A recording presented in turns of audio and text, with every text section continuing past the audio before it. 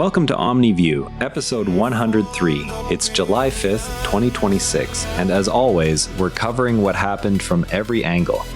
Today's stories, multiple viewpoints, your call. Trump's offer to mediate the Ukraine war in a 90-minute call with Putin raises the prospect of renewed high-level diplomacy just before a NATO summit. U.S. President Donald Trump spoke by phone with Russian President Vladimir Putin for nearly 90 minutes and offered to help find solutions to the Ukraine conflict. The Kremlin described the exchange as businesslike and constructive, while noting Moscow's accusations of Ukrainian terrorism tied to recent drone strikes on Russian energy sites. The call occurred ahead of a NATO summit scheduled for July 7 to 8 in Turkey. Russian officials maintain that direct leader engagement bypasses entrenched positions in Kiev and allows pragmatic trade-offs on security guarantees and regional control, a mechanism that ended earlier frozen conflicts when great power interests aligned. Ukrainian and NATO-aligned voices counter that any deal omitting full territorial restoration would legitimize force as a tool for border changes, undermining the post-1945 norm that has preserved European stability. Both sides accept that battlefield realities and alliance cohesion will determine whether talks advance. What specific security assurances would each side require before any formal talks begin? Shifting now to developments in U.S.-China relations. China freed a pastor from a prominent underground church weeks after President Trump personally raised the detention during a meeting with Chinese leader Xi Jinping. The pastor had been held since October, and his family described the release as a hopeful development for religious freedom advocates.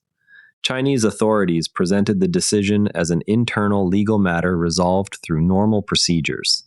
U.S. officials highlighted the outcome as evidence that direct leader-to-leader communication can produce concrete results on individual cases. Religious freedom organizations welcomed the move while noting that broader restrictions on unregistered churches remain in place. U.S. advocates maintain that raising specific cases at the highest level creates accountability and can secure releases that lower-level diplomacy cannot achieve, preserving leverage without broader confrontation. Chinese officials contend that such interventions represent external pressure on sovereign judicial processes and that releases occur only when domestic legal standards are met. Both acknowledge that the timing followed the Trump-Xi discussion. How do Chinese authorities typically respond to foreign leader interventions on individual detentions? Next, we turn to energy markets. OPEC Plus reached a preliminary agreement to raise oil production quotas by approximately 188,000 barrels per day for August. Delegates indicated the step could allow additional supply to reach markets if current conditions hold. Gulf producers supported the measured increase as a way to balance revenue needs with market stability. Consumer countries have generally welcomed signals of reliable supply. Industry analysts noted that any sustained rise depends on whether geopolitical tensions ease further. Member states argue that gradual quota adjustments prevent price spikes that harm both producers and consumers while maintaining the group's ability to respond to demand shifts. Importing nations and independent analysts counter that coordinated supply management can delay necessary market corrections and keep prices artificially elevated. Both recognize that actual flows will depend on compliance and external events.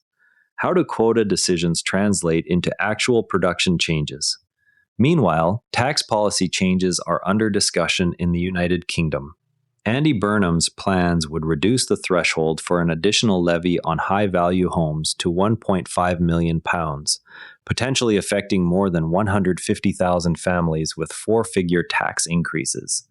The proposal is still weeks from implementation. Supporters describe the change as a necessary step to broaden the tax base and fund public services without raising rates on lower-value properties.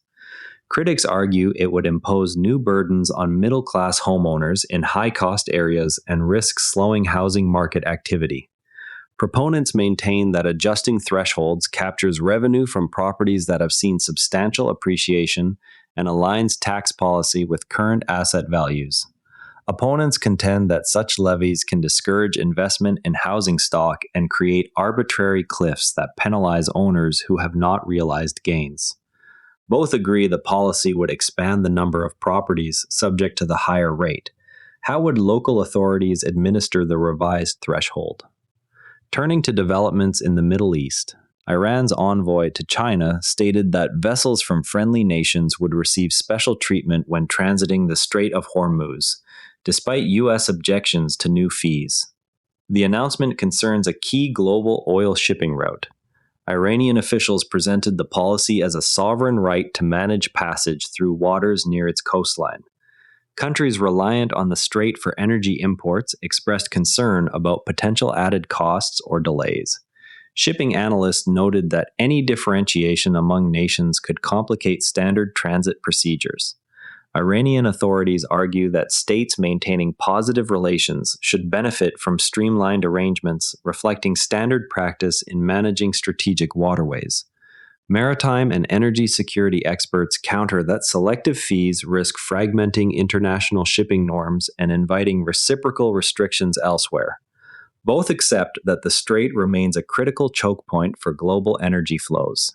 What specific fees or procedures are being considered?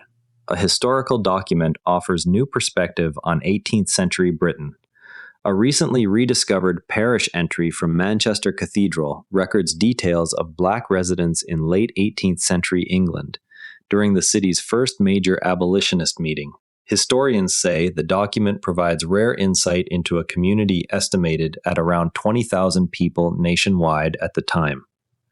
Researchers view the record as valuable primary evidence that expands understanding of black presence and activism in northern England.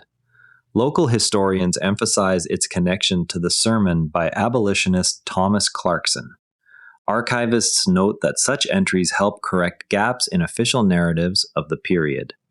Historians argue that individual parish documents like this one supply granular evidence of everyday life that aggregate statistics cannot capture, strengthening the factual basis for studies of Georgian-era diversity. Some archivists caution that single records must be interpreted alongside broader demographic and legal contexts to avoid overgeneralization. Both recognize the document's rarity. What other surviving records document black communities in 18th century Britain? New Hampshire Governor Kelly Ayotte highlighted the Pine Tree Riots as an earlier colonial protest that may have influenced the more famous Boston event. The riots involved resistance to British restrictions on timber resources. State officials present the riots as an important local chapter in the lead-up to independence that deserves wider recognition. Historians of the Revolutionary era note connections between resource disputes and growing colonial grievances. Some accounts suggest the events helped shape protest tactics used later in Massachusetts. Local historians maintain that recognizing earlier actions in New Hampshire provides a fuller timeline of resistance and shows how economic grievances spread across colonies. National scholars sometimes emphasize the Boston Tea Party's larger symbolic role while acknowledging preceding incidents. A new study produced the first comprehensive global map of mycorrhizal fungal networks that connect plant roots and influence carbon storage and nutrient cycling. Researchers say the map covers ecosystems on multiple continents. Scientists describe the work as a foundational dataset for understanding soil health and climate regulation. Ecologists note potential applications in agriculture and conservation planning. Researchers argue that mapping these networks at scale reveals previously invisible infrastructure that supports plant productivity and carbon sequestration, enabling better informed environmental policy. Others caution that translating global patterns into local management practices requires additional field validation. Project leaders argue that a unified dataset allows systematic comparison across regions and improves understanding of how fungal communities respond to environmental change. Former neighbors of Education Secretary Bridget Phillipson alleged she fabricated aspects of her upbringing after reports revealed her family made a 900% profit selling a council house. Phillipson called the coverage a manufactured smear. Critics argue the discrepancy raises questions about the accuracy of public statements on personal background. Supporters maintain that political opponents are selectively highlighting property transactions common among many families. Local records show the sale occurred years ago under standard right-to-buy rules. Questioners contend that consistency between personal narratives and verifiable records matters for public trust, particularly when policies affect housing access. Defenders counter that focusing on one family's financial outcome distracts from broader debates on social mobility and council housing policy. Sarah Cox, who grew up above a Bolton pub, is set to replace Scott Mills on BBC Radio 2. She stated she feels prepared for the role and expects to perform well. BBC management highlighted her long experience and audience connection as reasons for the appointment. Listeners familiar with her earlier shows expressed anticipation for continuity and style. Some industry observers noted the move as part of routine presenter rotation at the station. Supporters argue that promoting established on-air talent maintains listener loyalty and rewards proven performance within the organization. Critics sometimes question whether internal promotions limit opportunities for new voices. Actress Ruthie Henshaw described a 5-year relationship with Prince Edward that included visits to Balmoral and other royal residences. She shared details of private royal life in a new interview. Henshaw presented the account as a personal reflection on a significant period in her life. Royal commentators noted the unusual level of detail about off-duty moments at Balmoral. Some readers viewed the recollections as standard celebrity memoir material. Supporters of such disclosures argue that public figures with ties to the monarchy have a right to share their own experiences when the events are decades old.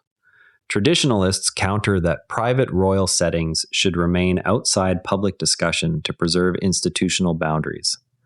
To understand how such calls actually work in diplomacy, most coverage treats high-level conversations as simple exchanges, yet the mechanism involves extensive preparation by national security staffs who draft talking points, anticipate responses, and establish follow-up channels. In practice, such calls allow leaders to test positions without immediate public commitment while creating personal rapport that can later be referenced by negotiators. Knowing this, when you hear claims that a single call resolved or derailed an issue, you can evaluate whether the outcome reflects the conversation itself or the preparatory work and subsequent staff coordination that followed.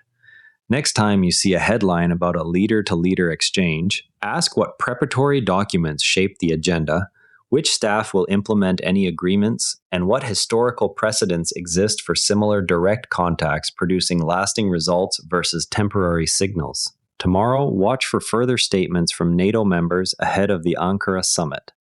That wraps up today's Omni View. Remember, the best informed people read more than one perspective. If this show helps you do that, share it with someone who values fair coverage. See you tomorrow.